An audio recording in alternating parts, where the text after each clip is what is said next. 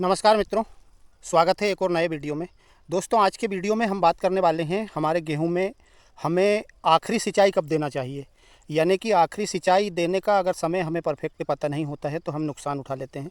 दोस्तों, वैसे तो ज़मीन के अकॉर्डिंग रहती है हमारी हर सिंचाई। जैसे मान ली जाए कि गहरी ज़मीन और हल्की ज़मीन, अगर बालू वाली ज़मीन है आपकी, तो आपको पानी का आपकी ज़मीन के हिसाब से ध्यान रखना रहता है।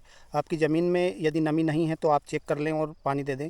दोस्तों, हर एक ज़मीन का अलग अलग रहता है। अब मैं इस वीडियो में आपको बताऊंगा कि हमें लास्ट सिंचाई हमारे गेहूं में कब देना चाहिए, क्योंकि हमारा जो गेहूं का उत्पादन डिसाइड होता है, जैसे गेहूं हमारा जो एवरेज देता है वो दोस्तों सेकंड लास्ट सिंचाई और लास्ट सिंचाई, अगर ये दो महत्वपूर्ण सिंचाई रहती है, ये दोनों अगर हमने समय पे दी तो हमारे गेहूं का उत्पादन काफ़ी शानदार आता है।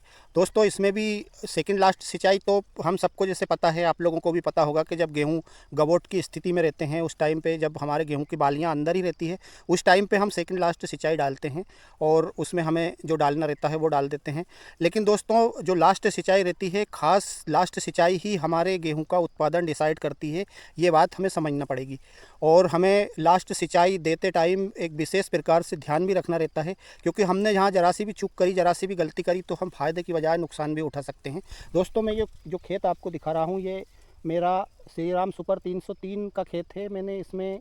इसके वीडियो मैंने आप लोगों को दिखाए हैं, काफ़ी वीडियो मैंने इसके डाले हैं मेरी चैनल पे, शुरुआत से लेकर अब तक। दोस्तों, अब आज इस गेहूं की स्थिति लगभग 115 दिन के लगभग की है। आप देखिए, अब मैंने इस गेहूं में पहले बेसल डोज में जो डाला था, उसके बाद में स्प्रे काय का करा था, उस सब के वीडियो डले हैं चैनल पे, वो आप देख सकते हैं। लेकिन लास्ट सिंचाई में मैंने इसमें क्या डाला था और लास्ट सिंचाई मैंने इस गेहूं में कब दी थी, गेहूं की कंडीशन ये आपके सामने है। और इसमें अभी हम जैसे नमी की मात्रा चेक करेंगे, खेत में हम चेक करते हैं तो जैसे ही हम इस प्रकार से हाथ से, ये देखिए, जैसे मैंने हाथ से अभी निकाला और इसमें भरपूर नमी है। ये देखिए आप, अगर नमी यहाँ से अगर हमारे गेहूं में नमी कम होती है तो उत्पादन भी कम होता है, क्योंकि ये स्टेज ऐसी रहती है कि इसमें हमारा दाना भरने की स्टेज रहती है, दाना बालियों में भरता है, दाने में मोटा दाना यहीं से होता है। अगर इस टाइम पे नमी की कमी करी किसान मित्रों, ये बात ज़रूर समझ लेना, आपके यहाँ से अगर गेहूं में नमी की कमी हुई तो फिर दाना सही से नहीं बनेगा, दाने का जो वजन रहेगा उस पर भी फ़र्क पड़ेगा। दोस्तों, जब हम लास्ट सिंचाई लगाते हैं तो मैं हमेशा मेरे गेहूं में लास्ट सिंचाई 80 से 100 दिन के बीच में लगा देता हूं, क्योंकि इसलिए लगा देता हूं कि हम नवंबर में बोनी करते हैं।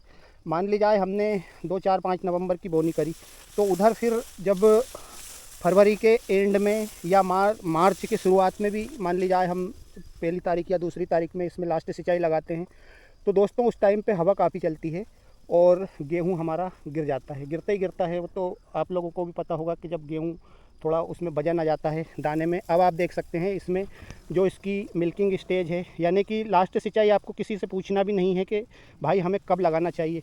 जैसे अब मैं आपको इसके ये दाने दिखा रहा हूँ, ये दाने देखिए आप, ये दाने अब ये मिल्किंग स्टेज से पार हो चुके हैं। यानी कि मैंने इसमें 95 दिन की उम्र में सिंचाई लगाई थी, अभी इसमें 10 से 12 दिन हो चुके हैं सिंचाई करे हुए। अब इसमें आवश्यकता है ही नहीं हम के इस स्टेज पे भाई हम सिंचाई लगाएं, क्योंकि इस स्टेज पे हम जब सिंचाई लगाते हैं तो हमारे गेहूं में भरपूर वजन आ चुका है, ये देखिए। और इस टाइम पे हवा भी चल रही है। ये वीडियो मैं शाम के टाइम शूट कर रहा हूँ, इस टाइम क्या है, हवा कम रहती है, तो आपको गेहूँ हिलते हुए दिख नहीं रहे होंगे, क्योंकि हवा अभी बिल्कुल बंद है। लेकिन दिन में हवा चलती है और आपके गेहूं भी अगर 80 से 100 दिन के बीच में हैं और यदि हवा चल रही है तो फिर मित्रों आपको सिंचाई रात के समय करना चाहिए, क्योंकि रात में हवा बंद रहती है, तो आपके गेहूं नहीं गिरेंगे। और एक और सबसे महत्वपूर्ण चीज़ है कि हमें हमारे गेहूं में जो है सिंचाई करते टाइम भी विशेष ध्यान रखना है कि हमें इस टाइम पे भारी सिंचाई नहीं देना है गेहूं में। यानी भारी सिंचाई से मतलब ये है कि जैसे हम पानी भर देते हैं या पानी को एक जगह से 1 या 2 दिन तक चला देते हैं, लंबी लंबी पाँत लगाकर गेहूं में पानी फेर देते हैं, उससे भी दोस्तों हमारा गेहूं गिरता है। और यदि आप स्प्रिंकलर से सिंचाई करते हैं, मेरी पहली दूसरी सिंचाई तो मैं फ्लैट इरीगेशन से करता हूं, जैसा कि मैंने आपको शायद बता चुका हूं पहले। और तीसरी और चौथी सिंचाई मैं मेरे गेहूं में स्प्रिंकलर से करता हूं। और दोस्तों, स्प्रिंकलर में इसमें तीसरी सिंचाई में भी और चौथी सिंचाई में भी 6 घंटे चलाता हूँ। मैंने एक वीडियो में आप लोगों को दिखाया था कि मैंने एक जगह 8 घंटे से 10 घंटे स्प्रिंकलर चला दिए थे तो दोस्तों गेहूँ गिर गए थे मेरे वहाँ के। अभी गेहूँ उठे हैं थोड़े, लेकिन वो गेहूँ वहीं से टेढ़े होकर के उठ गए हैं। तो दोस्तों इस बात का हमें विशेष ध्यान रखना है लास्ट सिंचाई में। और लास्ट सिंचाई आप 80 से 100 दिन के बीच में कभी भी लगा सकते हैं आपकी ज़मीन के हिसाब से, क्योंकि यदि आपकी ज़मीन हल्की है, थोड़ी भुरभुरी मिट्टी वाली ज़मीन है, तो आपके गेहूँ 100, 105, 110 दिन में पीले होना स्टार्ट हो जाएंगे। और दोस्तों इस टाइम पे हम जब हमारी चौथी सिंचाई लगाते हैं गेहूं में, तो हमें इस टाइम पे उसके पहले आप डाल सकते हैं, मैंने बताया था 100 ग्राम प्रति एकड़ के हिसाब से बोरोन और 0050 जो NPK 0050 आता है। क्योंकि दोस्तों जो पोटास रहता है वो यहाँ से दाने की काफ़ी सुंदरता, चमक और वज़न, ख़ास तौर से वज़न बहुत बढ़ाता है। और जब जाहिर सी बात है हमारे गेहूं में वज़न बढ़ेगा तो उत्पादन भी बढ़ेगा, क्योंकि पोटास डालना यहाँ पे ज़रूरी है। और थोड़े बहुत यदि हम ये वाटर सोलेबल फर्टिलाइज़र्स डालते हैं तो दोस्तों पानी की मात्रा थोड़ी बहुत ऊपर नीचे हमारे किसान मित्रों से हो जाती। थोड़े बहुत अगर पत्तियों पे स्पॉट वगैरह आ रहे हैं अगर इस स्टेज में, जैसे मान लीजिए मैं आपको ये एक पत्ती दिखा रहा हूँ, ये पत्ती वैसे ठीक है, लेकिन यहाँ पर इस पर थोड़ा बहुत स्पॉट आ गया है, पीलापन आ गया है। और ये जो नीचे की पत्तियाँ हैं ये देखिए, आपको ये मेरे गेहूं की भी पूरी पीली दिख रही होंगी आपको। यदि आपके गेहूं में भी इस प्रकार की पत्ती पीली दिख रही है तो आपको यहाँ से चिंता करने की बिल्कुल भी आवश्यकता नहीं है।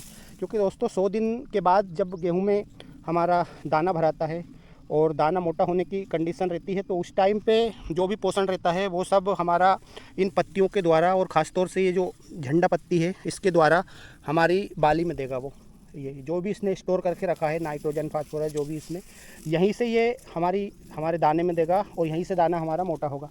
तो यदि आपकी पत्तियां 80 दिन 100 दिन के बाद नीचे से पीली हो रही है गेहूं की, तो आपको चिंता करने की बिल्कुल भी आवश्यकता नहीं है, क्योंकि उससे उत्पादन पे बिल्कुल भी कोई फ़र्क नहीं पड़ेगा।